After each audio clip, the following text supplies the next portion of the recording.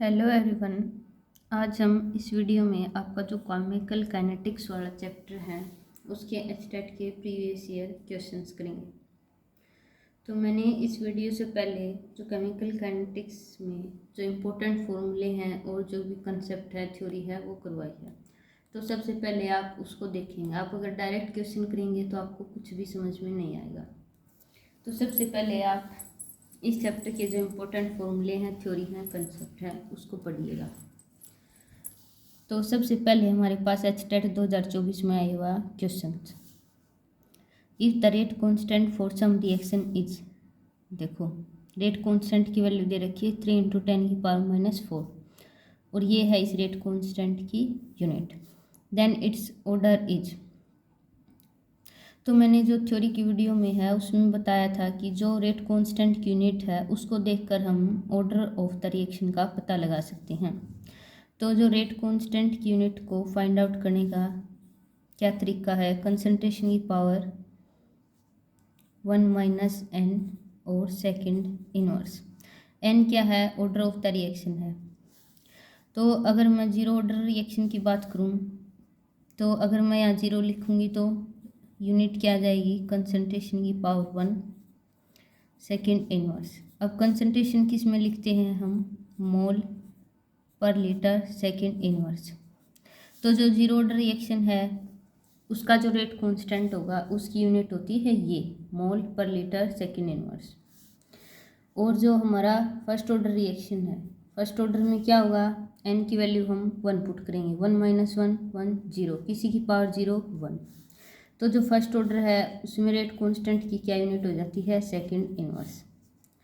और अब है सेकंड ऑर्डर, जब मैं n की जगह 2 पुट करूँगी तो 1 - 2 -1, यानी कि कंसंट्रेशन की पावर क्या बचेगी, -1 सेकंड इनवर्स। कंसंट्रेशन किस में लेते हैं, मोल पर लीटर सेकंड इनवर्स। अब कंसंट्रेशन क्या इनवर्स पावर है। अब जब इस -1 को मैं अंदर लेके जाऊंगी तो क्या बन जाएगा, mole inverse litre second inverse. तो ये देखो रेट कांस्टेंट की क्या यूनिट है, मोल तो है इनवर्स का और लीटर प्लस का है। तो ये देखो mole inverse litre second inverse. तो इस रिएक्शन का कौन सा ऑर्डर होगा, इस रिएक्शन का होगा सेकंड ऑर्डर, तो ऑप्शन सी। तो ये होता है रेट कांस्टेंट निकालने का तरीका, यानी कि रेट कांस्टेंट की क्या यूनिट होगी, कंसंट्रेशन की पावर 1 - n सेकंड इनवर्स। मैंने ये थ्योरी की वीडियो में बताया। तो सबसे पहले आप उसको देखिएगा, फिर तो आपको कोई डिफिकल्टी नहीं आएगी। नेक्स्ट क्वेश्चन है, for the first order reaction the time required for 99.9% completion of reaction is how many times that required for 50% completion। ठीक है, ये क्वेश्चन आपका आया हुआ है 2019 और 24 में। तो एचटेट का क्या सीन है, एचटेट में जो क्वेश्चन होते हैं वो रिपीट हो जाते हैं कई बार। तो ये क्वेश्चन ऐसे क्वेश्चन होते हैं जो मतलब मैं 2018 से लेकर 24 तक के करवाऊंगी, तो एक आधा क्वेश्चन तो ऐसे होता है कि वो 4-5 बार भी आया हुआ है, हर साल रिपीट होता है। तो ये है 2019 और 24 में आया हुआ। अब इसमें क्या पूछा है कि जो 99.9% कंप्लीट होने में जो टाइम लगेगा और 50% रिएक्शन कंप्लीट होने में जो टाइम लगेगा, उन दोनों का क्या रेशियो आएगा। अब ये पूछा है ये T50 का कितना टाइम होगा। अब मैं पहले इनका रेशियो निकाल लूँगी। मान ले रेशियो आया x, तो इस T50 को इस राइट साइड ले आऊँगी तो क्या आएगा, T50 का कितना टाइम है, ये पूछा है। T99.9 T50 का कितना टाइम्स होगा। तो पहले मैं रेशियो निकाल लेती हूँ और इस T50 को राइट साइड ले आऊँगी तो हमारे पास आंसर आ जाएगा। तो पहले मैं निकालती हूँ रेशियो, ठीक है, इसको इरेज कर देती हूँ। अब मैंने उस वीडियो में सारे तो फॉर्मूले बताए हैं और लॉग की वैल्यू हाँ आपको 10 तक याद करनी है, ठीक है। फिर आपका लॉग की वैल्यू नहीं देता, पेपर वाला हमें खुद ही लिखनी होती है। तो फर्स्ट ऑर्डर के लिए क्या फॉर्मूला आता है, KT = 2.303 log A0/AT, ठीक है। अब टाइम क्या आ जाएगा, टाइम आ जाएगा 2.303 log A0/80 और ये रेट कांस्टेंट बाय में आ जाएगा। ये है टाइम का फॉर्मूला, ठीक है। ये आपकी इनिशियल कंसंट्रेशन होती है रिएक्टेंट की और ये टाइम टी पर होती है। तो अब क्या लिखती हूँ मैं, 99.9 यानी कि इतने % रिएक्शन कंप्लीट होने का जो टाइम किसके बराबर आएगा, 2.303 अपॉन रेट कांस्टेंट, ठीक है। अब आ गया लोग। अब जो शुरू में रिएक्टेंट था वो मैंने 100 ग्राम मान लिया, ठीक है, 100 ग्राम मान लिया। अब रिएक्शन हमारे पास इतने % कंप्लीट हो गई, यानी कि शुरू में 100 ग्राम रिएक्टेंट लिया था और पेपर वाले ने बोल दिया कि इतने % रिएक्शन कंप्लीट होगी, तो हमारे पास कितना रिएक्टेंट बचेगा, 0.1 ग्राम बचेगा। आप इस % को मत मानो, देखो % का क्या है, अब सीधा सा तरीका बताती हूँ। मैं तो ऐसे करती हूँ, इस % को नेगलेक्ट कर देती हूँ और ये मानती हूँ कि शुरू में 100 ग्राम था और फिर 99.9 रिएक्ट कर गया, तो कितना रिएक्टेंट बचा, 0.1 ग्राम। तो आप ये % को मत देखा करो, सीधा ये देखा करो, शुरू में तो 100 मान लिया करो और इसने बोला कि 99.9 रिएक्ट करने में कितना टाइम लगेगा। तो ये जो 80 होता है, 80 क्या है, रिएक्टेंट की बची हुई कंसंट्रेशन, ठीक है। अब कितना बचा, इतना तो रिएक्ट करिएगा और 0.1 ग्राम बचा, तो इतना रिएक्टेंट बचा है, तो इसको मैं लिख दूंगी यहाँ 0.1, ठीक है। अब 0.1 को अगर इस पॉइंट को कैंसिल करना चाहूँ तो मैं 1/10 लिख दूंगी इसको, ये देखो 1 हो गया, और 10 को ऊपर ले जाऊंगी तो ये क्या हो जाएगा, 1000 हो जाएगा, ठीक है। अब ये है T99.9 का टाइम और मैंने T50 का लिखना है, तो 2.303 ये रेट कांस्टेंट है, ये लोग है। स्टार्टिंग में कितना था, 100 ग्राम था। अब इसने क्या है, जब रिएक्शन 50% कंप्लीट होगी, यानी कि आधा रिएक्टेंट यूज़ हो गया, शुरू में 100 ग्राम लिया था, 50 रिएक्ट कर गया और 50 बचा है, तो यहाँ बची हुई कंसंट्रेशन लिखते हैं, तो क्या आ जाएगा 50।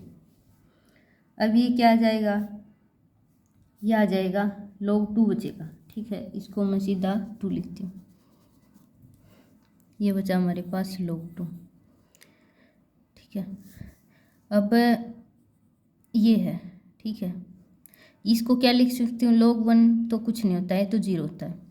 अब देखो, अब ये है दोनों रेशो का, अब ये तो कैंसिल हो जाएगा, देखो 2.303 बाई के यहाँ भी है, यहाँ भी है। अब रेट कांस्टेंट क्या है, रिएक्शन तो एक ही है और टेम्परेचर कांस्टेंट है, तो के भी सेम रहेगा, एक ही रिएक्शन है उसका रेट कांस्टेंट सेम रहेगा क्योंकि टेम्परेचर कांस्टेंट है, तो ये पावर, ये वाली टर्म कैंसिल होगी, बचा ये ऊपर कितना रह गया, log 1000 और नीचे रह गया log 2। मैं इसको इरेज करके लिख देती हूँ जो जो बचा है, आपको समझने में आसानी होगी। तो ऊपर बचा था log 1000 को मैं क्या लिख सकती हूँ, 10⁻³ और नीचे बच गया log 2। अब log की एक प्रॉपर्टी होती है, जो पावर होती है उसको तो हम आगे ले आते हैं, और पीछे बचा log की पावर 10, log 10 की वैल्यू होती है 1, तो 3 गुणा 1, और log 2 की वैल्यू होती है 0.3, इसलिए बोला था। देखो log 2 तो log 1 की वैल्यू 0 है, log 2 की वैल्यू 0.3 और log 10 की वैल्यू होती है 1, तो log 2 तो सिंपल ही वैल्यू, अगर हमें log 2 की वैल्यू का पता होता तो हम ये क्वेश्चन अटेम्प्ट कर पाते, अदरवाइज रह जाता और बिल्कुल आसान था। तो log 1 से लेकर 10 तक आपको वैल्यू याद करनी है, वो भी मैंने उस वीडियो में आपको बताई है। तो जब आप इसको सोल्व करोगे तो क्या होगा, कितना आएगा हमारे पास, इस पॉइंट को हटाओगे तो ऊपर 10 चला जाएगा और 3 से 3 कैंसिल और ये आ गया 10। तो जो T99.9% कंप्लीशन है और जो T50% कंप्लीशन है, इन दोनों का रेशियो आया 10, और T50 को उस साइड ले जाओ आप, ये देखो, और यही पूछा था पेपर वाले ने, T50 का ये कितने टाइम हुआ, तो 10 टाइम्स, ऑप्शन आ जाएगा बी। अब है next question, which of the following is incorrect for zero order reaction. ये डायरेक्ट फॉर्मूले पूछ लिए हैं, वो भी मैंने थ्योरी वाली वीडियो में बताई है, तो ये तो डायरेक्ट है। ये भी जीरो ऑर्डर का होता है होता है। ये टी ऑफ जीरो ऑर्डर के लिए ऐसे लिखा जाता है।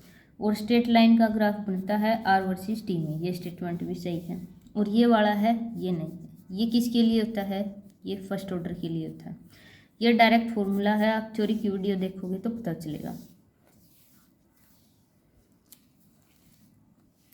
ये है 2023 के आए हुए हैं। तो केमिकल काइनेटिक्स में से ऐसा है कि 3-4 क्वेश्चंस तो हर बार आते हैं, जैसे 2024 में आपके 3 आए हैं और अब ये है 2023 का। तो ये कंसेप्ट भी बताया मैंने। अब क्या है, जब ये रिएक्शन दे रखी है और यहाँ स्टोइकियोमेट्रिक कोफिशिएंट है, किसी का 5 है, किसी का 6 है, इसका 1 है, इसका 3, तो रेट ऑफ रिएक्शन कैसे लिखते हैं?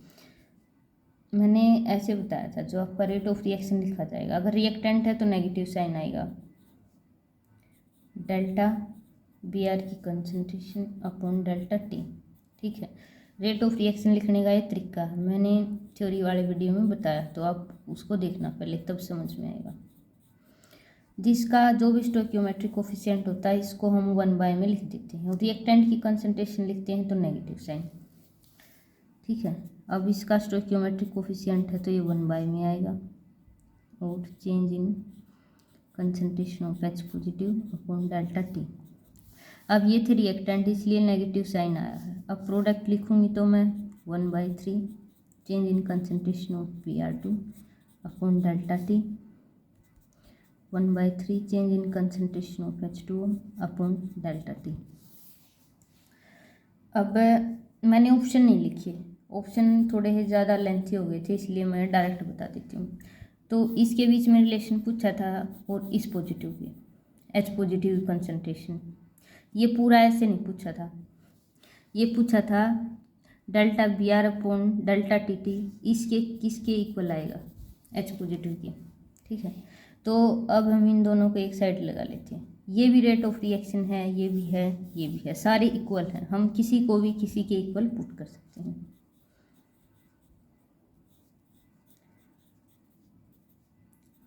बस इन दोनों का पूछा था, ब्रोमीन और H पॉजिटिव का। ठीक है, और ये नेगेटिव है, दोनों साइड नेगेटिव है, तो नेगेटिव नेगेटिव कैंसिल हो जाएंगे, और इस 5 को ऊपर ले जाओ, तो क्या बनेगा? Delta B R upon delta T 5/6 delta H positive upon delta T. तो ये पूछा था, ये किसके बराबर आएगा? तो ये किसके बराबर आएगा? 5 को इस साइड ले जाओगे तो 5/6 change in concentration of H positive upon delta T. तो ये क्वेश्चन था, ये 2023 का है, ये पूछा था ये किसके बराबर आएगा।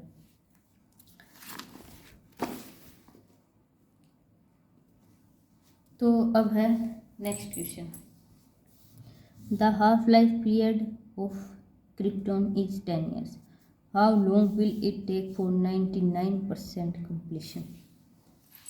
ठीक है, अब क्या है, ये जो रेडियो एक्टिव रिएक्शन होती है, किसका एग्जाम्पल होती है? फर्स्ट ऑर्डर का। मैंने थ्योरी की वीडियो में बताया, आप पहले उसको देखेंगे। अब हाफ लाइफ दे रखा है, जो फर्स्ट ऑर्डर की हाफ लाइफ होती है वो होती है T half 0.693 upon this. T half दे रखा है, हम रेट कॉन्स्टेंट निकाल लेंगे 0.693 अपॉन 10 years, कितना आ जाएगा? 0.0693। ये है रेट कांस्टेंट, इसकी यूनिट क्या आ जाएगी? सेकंड इनवर्स, क्योंकि फर्स्ट ऑर्डर का है। अब इसने ये पूछा है कि 99% डिसइंटीग्रेट होने के लिए कितना टाइम लगेगा। तो क्या फॉर्मूला आता है? KT is equal to 2.303 log A0/80। ठीक है, टाइम निकालना है 2.303, के नीचे आ जाएगा, और के की वैल्यू कितनी है? 0.069380 आएगी, और इसकी यूनिट क्या है? Second inverse. ये लोग आ गया। अब मैंने क्या कहा था, ये आप परसेंटेज मत देखो, आप इसको सीधा 99 ग्राम कंसिडर कर लो। शुरू में तो ले लिया करो रिएक्टेंट को 100 ग्राम, और जब ये 99 है, यानी कि 99 ग्राम तो आपका कर गया रिएक्ट, और कितना बचा? 1 ग्राम। तो जो बची हुई कंसंट्रेशन होती है वो लिखते हैं हम यहाँ। ठीक है, स्टार्टिंग में 100 ग्राम था, बचा कितना? 1 ग्राम। ठीक है, अब क्या है, देखो इसकी भी कोई यूनिट नहीं, ये भी कंसंट्रेशन है, ये कंसंट्रेशन कैंसिल हो जाएगी, न इसकी यूनिट होती है, इसकी यूनिट है, ये नीचे सेकंड इनवर्स है, ऊपर जाकर क्या हो जाएगा सेकंड, तो इसी ने टाइम पूछा।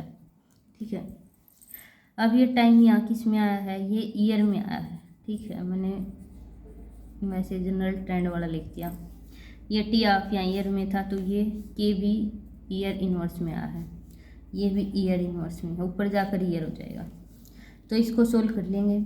100 को क्या लिख सकती हूँ मैं, 10 की पावर 2, पावर को आगे ले आऊँगी, log 10 की वैल्यू 1 होती है, तो ये क्या आ जाएगा 2.303 0.0693 ईयर इनवर्स। 2 को मैं आगे ले आऊँ, बस जब आप इसको सोल्व करोगे तो आपका आंसर आ जाएगा 66.46 ईयर। कौन सा ऑप्शन है, ऑप्शन बी। तो ये बोलती हूँ लोग का थोड़ा भी आइडिया है तो आपका एक क्वेश्चन नहीं रहेगा, और कुछ भी नहीं पता तो आपका क्वेश्चन गया बस, आपको चाहे फॉर्मूला पता हो आंसर पता हो। अब ये है, ये क्वेश्चन आया हुआ है 2018 और 23 में। T of a reaction is doubled as the initial concentration of reactant is doubled. What is the order of reaction? अब यहाँ क्या पता होना चाहिए, टी ऑफ का फॉर्मूला। जो जीरो ऑर्डर रिएक्शन होती है उसके लिए टी ऑफ होता है R0/2K, और जो फर्स्ट ऑर्डर होती है उसके लिए टी ऑफ तो इंडिपेंडेंट होता है 0.693 K। ठीक है, तो 12th लेवल पे तो या तो आपसे जीरो ऑर्डर का पूछेगा या फर्स्ट ऑर्डर का पूछेगा। तो ये है फर्स्ट ऑर्डर का। फर्स्ट ऑर्डर में क्या है, टी ऑफ है रिएक्टेंट की कंसंट्रेशन के डायरेक्टली प्रोपोर्शनल है। ठीक है, और यहाँ इंडिपेंडेंट है। अब इसने क्या बोला है कि जैसे ही हमने इनिशियल कंसंट्रेशन डबल की तो टी ऑफ भी डबल हो गया, यानी कि अगर मैं R0 को 2 गुना कर दूंगी तो टी ऑफ भी तो डबल होगा। तो यही पूछा है, तो कौन सा ऑर्डर आ जाएगा अपने पास, जीरो ऑर्डर रिएक्शन है, ऑप्शन डी। तो इतने बेसिक आते हैं। अब है ये 2022 का, देखो ये मैं बोल सकती हूँ ये आपका आउट ऑफ सिलेबस, ये MSc लेवल का क्वेश्चन है। ठीक है, इसका सॉल्यूशन बता देती हूँ। अब देखो, आपने एक तो एलिमेंट्री रिएक्शन होती है, एलिमेंट्री रिएक्शन कौन सी होती है, जो सिंगल स्टेप में हो जाती है। कौन सी होती है, सिंगल स्टेप में, जैसे ए से सीधा बी गया। एक होती है हमारे पास कॉम्प्लेक्स रिएक्शन, कॉम्प्लेक्स रिएक्शन में एक से ज़्यादा स्टेप होते हैं, जैसे ए से बी बना और बी से सी बना, और ये जो बी होता है ये हमारे पास इंटरमीडिएट होता है। ये जो पूरी रिएक्शन है ये 2 स्टेप में पूरी हुई, पहले ए से बी बना, बी से सी बना, और जो बी है इंटरमीडिएट, तो इसी की कंसंट्रेशन पूछी है इसने। ये देखो, what is the concentration of enzyme substrate complex. ये तो आपका एंजाइम है और ये सबस्ट्रेट है। ठीक है, इससे बनता है एंजाइम सबस्ट्रेट कॉम्प्लेक्स, और फिर ये ब्रेक डाउन होकर प्रोडक्ट बनता है। तो ये भी कॉम्प्लेक्स रिएक्शन है, एक स्टेप ये है, दूसरा ये है, और आपका ES इंटरमीडिएट है, और इसकी कंसंट्रेशन पूछी है। ठीक है, तो जब भी आपके पास ऐसा क्वेश्चन आ जाए, जो इंटरमीडिएट की कंसंट्रेशन होती है वो कांस्टेंट होती है, यानी कि रिएक्शन चलती रहेगी, हमें ये लगेगा कि इंटरमीडिएट तो न तो डिक्रीज हो रहा है और न ही इसकी कंसंट्रेशन डिक्रीज हो रही, इसकी ऑलमोस्ट सेम सी रहती है। तो हम क्या लिखते हैं, जो रेट होता है ना, rate of formation of intermediate किसके बराबर होता है, रेट ऑफ डिसअपीयरेंस ऑफ आई। ये इंटरमीडिएट जितनी स्पीड से बनता है उतनी ही स्पीड से यह डिसअपीयर हो जाता है, तो ये लगेगा कि हमें इसकी कंसंट्रेशन में कोई चेंज नहीं हो रहा, तो उस स्टेट को बोलते हैं हम स्टेडी स्टेट। तो उस टाइम पर जो कंसंट्रेशन होगी वो पूछेगी। अब क्या है, इसका जो फॉर्मेशन का रेट है और डिसअपीयर का रेट वो इक्वल होता है। अब ये इंटरमीडिएट है, ये कौन से स्टेप में बन रहा है, ये स्टेप में बन रहा है, E+S, और ये इसका रेट कांस्टेंट है, इस स्टेप में तो ये बन रहा है। तो इसका रेट ऑफ फॉर्मेशन क्या होगा, KAE/S होगा। ठीक है, और डिसअपीयर किस में हो रहा है, एक तो ES है, प्रोडक्ट में बदल रहा है, और एक ES का क्या हो सकता है, ये वापस से एंजाइम प्लस सबस्ट्रेट में। तो इसकी दो पॉसिबिलिटी हैं, एक तो ये प्रोडक्ट में बन सकता है और एक ये वापस से अपने रिएक्टेंट ही दे देगा। तो डिसअपियर दो स्टेप में हो रहा है। एक तो क्या है, जब ये प्रोडक्ट बनाएगा KB इंटू ES, और एक क्या है, ये वापस से एंजाइम प्लस सबस्ट्रेट में बदल जाएगा। तो उसके लिए रेट क्या होगा, KA डैश इंटू ES। तो अब दोनों इक्वेशन से हम ES को कॉमन निकाल लेंगे, क्या रह जाएगा, KB प्लस KA डैश, और लेफ्ट साइड ये है अपने पास। अब हमें तो ES की कंसंट्रेशन चाहिए, तो इसको इसके डिवाइड में ले आएंगे, KB प्लस KA डैश, तो आपकी ये कंसंट्रेशन आएगी। ये देखो ES की कंसंट्रेशन स्टेडी स्टेट पर। तो ये कौन सा ऑप्शन है, ये वाला, ये देख, हाँ KA है, E और S मल्टीप्लाई में है, और नीचे KB plus KA dash addition में है। तो इसका आ जाएगा option B।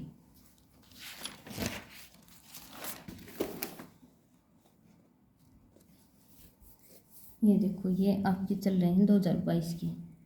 Which of the following is not an example of first order reaction. अब इसने सीधा एग्जाम्पल दे दिया और ऑर्डर पूछ लिया रिएक्शन का। अब क्या है, ये जो हाइड्रोजनेशन है ये है आपके पास फर्स्ट ऑर्डर की, ठीक है। ये है रेडियो एक्टिव, ये भी फर्स्ट ऑर्डर की है। डिकम्पोजिशन ऑफ N2O5 ये भी फर्स्ट ऑर्डर है, और डिकम्पोजिशन ऑफ अमोनिया ये आपके पास है जीरो ऑर्डर रिएक्शन। तो ये पूछा है कि कौन सी फर्स्ट ऑर्डर की नहीं है, तो कौन सा ऑप्शन आ जाएगा, ऑप्शन D। और ये तो एचटेट का फेवरेट क्वेश्चन है। ये देखो 2019 में आया, 20 में आया, 24 में आया और 21 में 4 बार आ चुका है, तो आगे भी आएगा, इसको तो कम से कम मत छोड़ना। अब the average rate for the reaction, ये तो रिएक्शन है और ये इसका एवरेज रेट दे दिया। Then rate of production of NO2। अब NO2 का रेट ऑफ प्रोडक्शन पूछा। अब देखो हमारे पास रेट ऑफ रिएक्शन हम कैसे लिखते हैं, अब 1/2 है N2O5 अपॉन डेल्टा T लिखते हैं। अगर प्रोडक्ट की टर्म में लिखेंगे तो 1/4 डेल्टा NO2 अपॉन 10, ठीक है। अब देखो अगर मैं इस स्टोइकियोमेट्रिक कोफिशिएंट को भी इंक्लूड कर दूं तो ये देगा rate of reaction -1/2 delta N2O5 delta T, तो ये क्या देगा, रेट ऑफ रिएक्शन, ठीक है। अगर मैं सीधा ये लिख दूं चेंज इन कंसंट्रेशन, ये क्या है, ये रेट ऑफ डिसअपियर,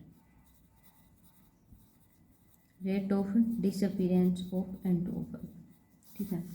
एक तो होता है एवरेज रेट ऑफ रिएक्शन कि रिएक्शन किस रेट से हुई, और एक क्या है N2O5 किस रेट से डिसअपियर हो रहा है, दो अलग अलग बात है, ठीक है। ये है एवरेज रेट, रिएक्शन किस रेट से की, और ये है rate of disappear of N2O5। ये देखो जब मैं स्टोइकियोमेट्रिक कोफिशिएंट लगा दूंगी तो रेट ऑफ रिएक्शन देगा, अगर इस 1/2 को हटा दूं तो ये है rate of disappearance of N2O5, तो दोनों अलग अलग बात है, ठीक है। अब इसने पूछा है rate of production of NO2। NO2 कहाँ है, या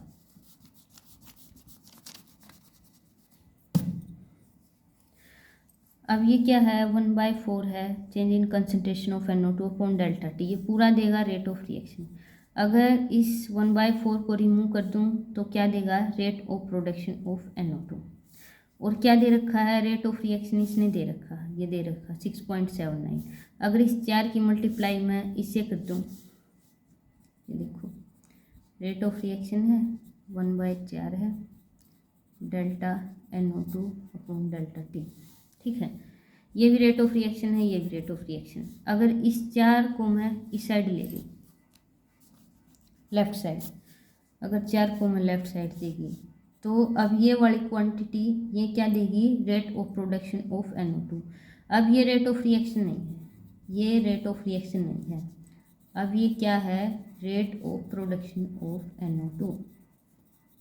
तो ध्यान से देखना है कि क्या पूछा है। रेट ऑफ रिएक्शन में डिफरेंस क्या है, रेट ऑफ प्रोडक्शन या फिर rate of disappearance of reactant. ठीक है, तो रेट ऑफ रिएक्शन दे रखा हमारे पास 6.79 मल्टीप्लाइड बाई 10⁻⁻4। अगर मैं 4 से मल्टीप्लाई कर दूंगी तो हमारे पास rate of production of NO2 आएगा। जब आप इसकी 4 से मल्टीप्लाई करेंगे तो हमारे पास कौन सा ऑप्शन आ जाएगा, ये आ जाएगा 2.72। ठीक है, तो इसका आ गया ऑप्शन बी। ये देखो 4 बार आ चुका है और आगे भी आएगा। अब है नेक्स्ट क्वेश्चन, ये आपका 2021 में आया है और 20 में आया है। 75% of A reaction of first order was completed in 32 minute, what is the time for its half completion. अब इसने क्या पूछा है, टी हाफ पूछा है। ठीक है, फर्स्ट ऑर्डर है। टी हाफ क्या होता है, 0.693 अपॉन के। अगर रेट कॉन्स्टेंट का पता चल जाए तो हम टी हाफ पता लगा लेंगे। देखो टी हाफ है, रेट कॉन्स्टेंट का अगर पता चल जाए तो इसका पता लगा लेंगे। तो अब हमें के निकालना है। के कहाँ से निकलेगा, इसने ये बोल दिया कि 75% रिएक्शन 32 मिनट में पूरी हो जाती है। तो टाइम क्या आएगा अपने पास, 2.303। अब हमें तो के निकालना है। ये देखो ये के तो इस साइड रह जाएगा और टाइम इस साइड। टाइम कितना है, 32 मिनट। ठीक है, लोग आ गया। मैंने क्या बोला था, परसेंटेज को मत देखो। शुरू में तो मान लो 100 ग्राम, ये देखो ए नोट 100 ग्राम मान लिया। और अब क्या है, जो आपका 100 में से 75 ग्राम तो रिएक्ट कर गया, बचा कितना, 25 ग्राम। और जो बची हुई कंसनट्रेशन होती है वो लिखनी होती है, मैं यहाँ लिखती 25। यह आ गया 25 चौका 100। ठीक है, अब आप इसको सोल्व कर लेना, 2.303 अपॉन 32। और log 4 की वैल्यू होती है आपकी 0.6 के समथिंग। ठीक है, अब ये आ गया आपकी के की वैल्यू। अब इस के की वैल्यू आप इसमें पुट करोगे तो टी हाफ आ जाएगा 0.693 अपॉन, इसको पुट कर दो 2.303 0.6 और 32 है वो ऊपर चला जाएगा, इससे ये कैंसिल। और आपका जो टी हाफ है वो निकल के आएगा 16 मिनट। तो कौन सा ऑप्शन है, ऑप्शन सी। अब आप ये कैलकुलेशन है, देखो आप सीधे यहाँ भी मल्टीप्लाई कर सकते थे इसको, लेकिन ऐसे नहीं करना। आप लास्ट में काटा करो। लास्ट में क्या है, कुछ term as it is cut जाती हैं तो हमारी कैलकुलेशन लंबी होने से बच जाती है। अब ये है स्टेट 2020 में आया हुआ, for the non stoichiometric reaction. ये रिएक्शन है। The following kinetic data were observed in 3 separate experiment, all at 298 kelvin.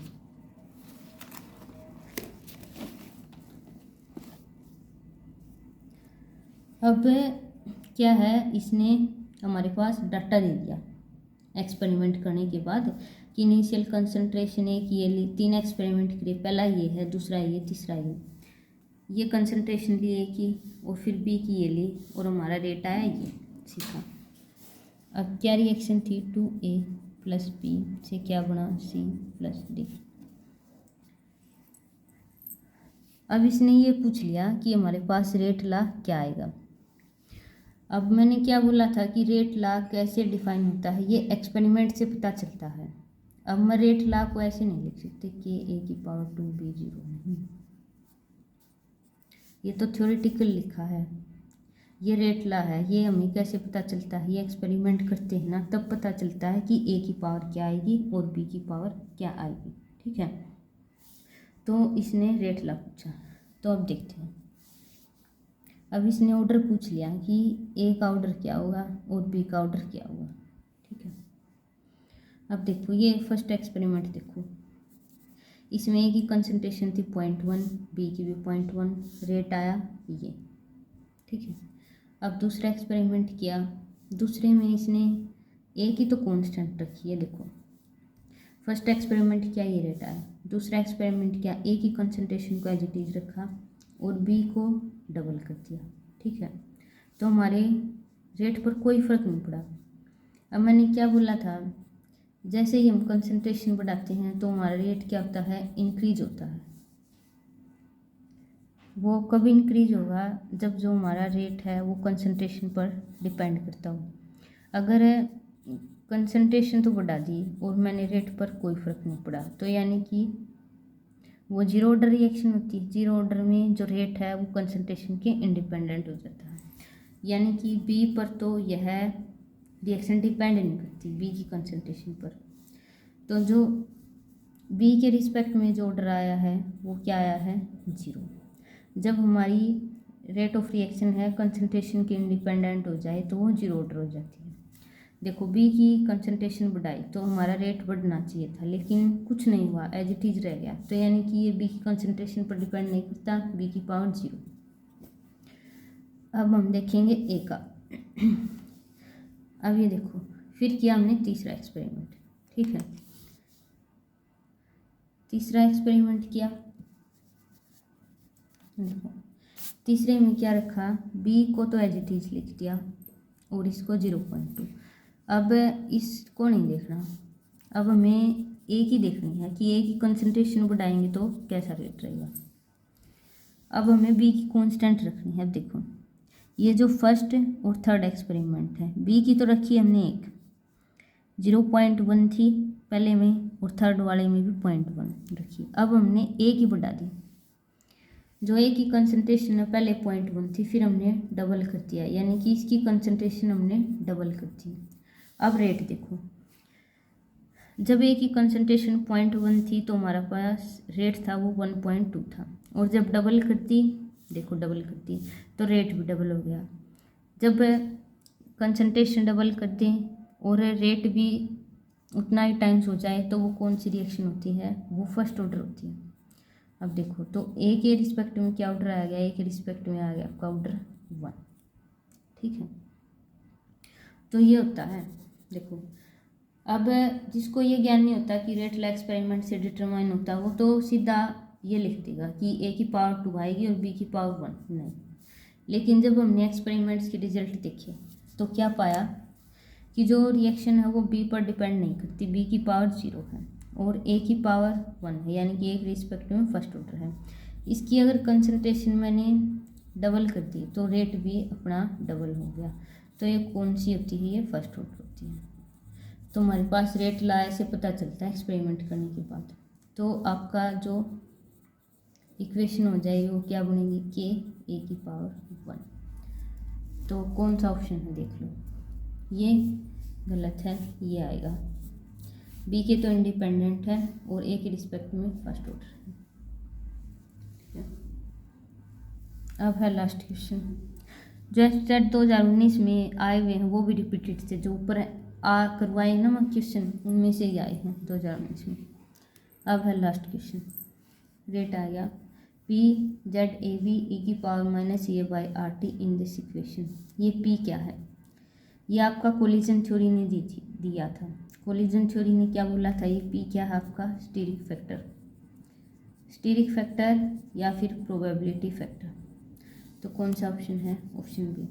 ये क्या बताता है कि अगर कोलिजन अच्छे से हो गया तो प्रोडक्ट बनेगा, मतलब कोलिजन करने का तरीका सही होना चाहिए। अगर गलत है, कोलिजन तो हो गया लेकिन अच्छे तरीके से नहीं हुआ तो प्रोडक्ट नहीं बनेगा। और ये क्वेश्चन आपका HPSC असिस्टेंट प्रोफेसर के लिए जो स्क्रीनिंग का पेपर वाला था उसमें भी आया था। ये पूछा था कि पी क्या इंडिकेट करता है। तो ये स्टेट 2018 में भी आया है और HPSC असिस्टेंट प्रोफेसर का जो स्क्रीनिंग का एग्जाम था, और ये आपकी आंसर की है। वीडियो पसंद आई हो तो लाइक करें इसको और चैनल को सब्सक्राइब करें। Thank you for watching.